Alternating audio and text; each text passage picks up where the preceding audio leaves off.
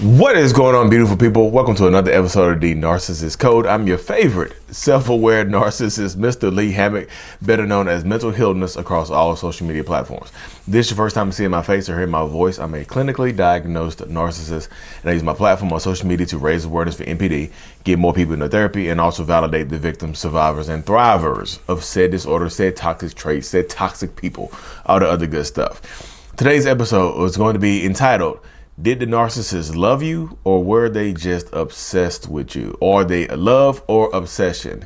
First of all, y'all, I'm back in America. I'm back in good old North Carolina. Had a great time in Sydney, Australia. Thankful for everybody who came out and said hey to me in Sydney, Australia. Super grateful for every single one of y'all. Extremely grateful for the opportunity that was presented to me to go to Sydney, Australia. But I'm back in the States, and we're going to hop into today's episode. So a lot of people ask me, y'all, and this is just my personal perspective. I feel like I have to say that in every video because I get a whole bunch of crybabies on Reddit and in my comment section. Like, you don't speak for all narcissists, Lee. Wham. Okay, shut up. But seriously, this is how it goes, though, right here, y'all. My personal perspective, is it love or obsession? I truly think that a lot of narcissists, I'm going to say most, a lot of narcissists start off the relationship dynamic by thinking that they love you. They think that they love you. During the love bombing phase, during the idealization phase, the narcissistic person in your life thinks that they love you. They think that you are the one for them. They think that you are their soulmate. They think that you were created for them to love and to cherish and things like that. That's why I believe that a lot of narcissists go through the trouble of mirroring you. Go through the trouble of learning everything, trying to learn as much information about you as possible to get you to fall in love with them, to get you to feel the same exact way that they feel about you. They want you to feel about them. So they love bomb you. They become whoever they need to be to get you to fall for them. They do whatever they need to do to get you to fall for them and things like that. They work hard as hell to get you to fall. Y'all know the love bombing phase is intense. When I'm doing my one-on-ones over Zoom, that's why I hear a lot of the love bombing phase was intense. The love bombing phase is intense. I love this person. This person, I've never felt this way about anybody else. Like, and a lot of times y'all are coming out of other relationships or you're in vulnerable times and they scoop you up and they get you, so you might miss red flags and things like that. So they think it starts off as love, right? It starts off as them caring about you. But once the love bombing phase wears off, once the idealization phase ends, I don't think the narcissist particularly loves you anymore. And I know what people are going to say, well, if it can go away, it was never love in the first place. I get that. I understand your perspective, y'all. I truly do. But I already know that comment is coming. Well, if it can go away, it was never love in the first place, y'all. Bear with me here. So they thought they loved you in the beginning, but once the love bombing phase wore off, it goes from love to, I think, if they don't discard you, if they don't physically discard you, because I know love bombing, the cycle goes love bombing, devaluation, discard. I think that there are two discard phases, the emotional discard and the physical discard. I think sometimes they will emotionally discard you, but they will physically keep you around because they become obsessed with you. They look at you as their prized possession and they become upset. They have this obsession about you. They might not quote unquote, love you anymore, but they are obsessed with you and don't want to see you with anybody else. I personally experienced this stage myself in a few of my relationships, y'all. Like, I became a master of the reverse discard. That's when the narcissist starts to devalue you and makes you be the one who discards them. I would just disconnect from the relationship emotionally and physically, but I wouldn't break up with the person because I didn't want to see the person with anybody else. But they would break up with me because I would just treat them badly. I didn't want to be the bad guy and break up with them. So I would rather them break up with me. So I had an excuse to, move on. I had the excuse to do what I wanted to do and whatnot. So I already had that built in. I would have that built-in excuse to move on and do what I needed to do what I wanted to do. But I didn't want to see the person with anybody else necessarily. I was obsessed with them. A lot of narcissists are obsessed with you. They might not want to be with you anymore, but they become obsessed with you and don't want to see you with anybody else, And yes, the obsession can start during the love bombing phase, which is when they start to isolate you. They can isolate you during the love bombing phase too. They become so obsessed with you. They don't want to see you with anybody else. They don't want to see you with any friends. They don't want to see you around your family. They don't want to see you at work, socializing after work, doing work. They want you to come directly home. They want to engulf your entire day. And I know during the beginning of relationships, y'all, it's understandable to want to spend every waking second together, whatever. Y'all want to be together all times of the day. But think about it. Sometimes they don't want to see you do anything else. Like, you have to work from home. They want to sit in the house with you. You have to go to work. They want to sit home and wait for you to get there.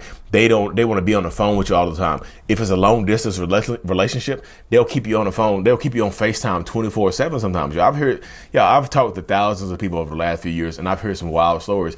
And one of the stories I continuously hear is that they keep you on the phone all times of the day, all times of night. They keep you up all times of day and night. They keep you. They keep doing things like that to keep you around. They want to be around you to engulf your time, engulf your space, engulf your essence, because they're obsessed with you.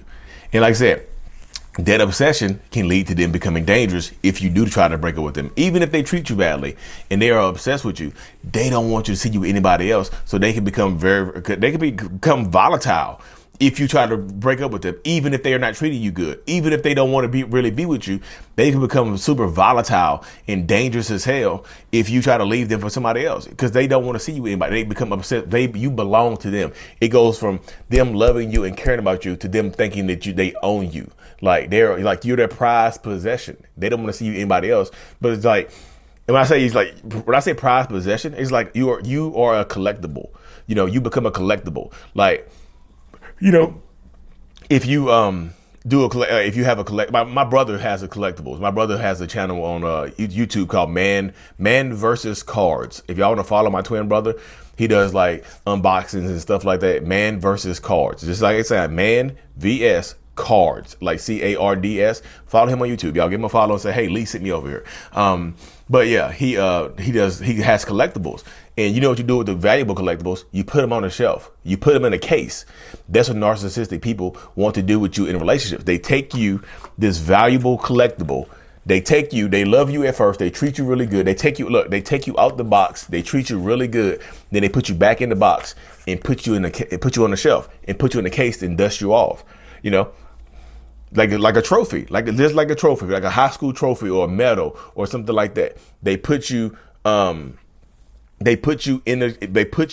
a shelf. They put you in these things, like they put you on the shelf. My brother just texted me. They put you on the shelf and they dust you off every once in a while. They don't want anybody else to have you. They don't want to play with you anymore, but they don't want anybody else to have you. So they keep you on this prize shelf. You see what I'm saying? They are obsessed with you, but they don't want to see you with anybody else. They don't want anybody else to play with their toy and whatnot. They don't want anybody else to play with their prized possession or whatnot. You know what I mean? That's why I just tell people in these situations, like, they think that you belong to them. That it could start off with love, but then it transitions to obsession. And that obsession can become dangerous. That's why I tell people, if you decide that you want to leave a narcissist, you want to break up with them, you want to get away from the relationship, the way a lot of times the way you go about doing it, the safest way is to leave when they're not home. Call the police, get restraining orders, because if you don't, you have to protect yourself, because some of these people will take you up out of here. They will end your existence and whatnot. You know what I mean? They will absolutely end your existence, take you on up out of here, and do damage to you. And I tell this to people all the time. You have to be careful, because they don't want to see anybody else. Like, even if you break up with them and you move on and you end up with somebody else, they will harm you. They will hunt you down. They will stalk you. They are obsessed with you. You have to call the police and get a restraining order. But like I said, restraining orders are only a piece of paper, y'all. You have to get something else. Or you can't ball up the restraining order and throw it at them if they decide to break it. Sometimes you might have to send them to meet God to protect yourself. Because the more obsessed they become, the more dangerous they can become. They'll kick your door in. They'll do crazy ass stuff, y'all. I'm just telling you, I'm not trying to scare you. I'm trying to wake you up, because some of these people are dangerous as hell. They are scary as hell, and they will harm you. They will do damage to you. So you have to protect yourself. You absolutely have to, because that love transitions to the love bombing phase transitions to obsession sometimes. Not everybody will become obsessed with y'all. I'm just be real with you. Not every narcissist is going to be obsessed with you after the love bombing phase ends. Some of them will let you go. Some of them won't talk to you ever again. Some of them will ghost you, But I said some of them will become obsessed. You have to be careful either way, y'all. Either way. And no, but believe, what if they're obsessed with you and they want to go to therapy? Y'all, what are you willing to give up, y'all? What do you like? I tell this to people all the time. Like, what are you willing to give up? What are you willing to sacrifice to have this person in your life? Because so many people are willing to give up so much to have this person in their life, and it's wild to me. You know, you sacrifice your safety, your sanity, your mental, physical well-being, your financial well-being for the chance of being in this person's life. So you have to protect yourself, y'all. You really, really do. You know what I mean? But anyways, I'm gonna cut this thing short. I had a great time in Australia, like I said, but like, if you haven't already, grab you a self-love journal on Amazon. The self-love journal, I Love Me, a self-love journal by Lee Hammock, by me, is available on Amazon. The link is in the description of every single video and podcast that I do. I'm going to be expanding the podcast here soon to have guests and things and people on here telling their stories. It's not just going to be for celebrities and famous people. I'm going to have normal everyday people telling their stories, because normal everyday people's stories can help normal everyday people. You know what I mean? My podcast is going to be expanding here pretty soon.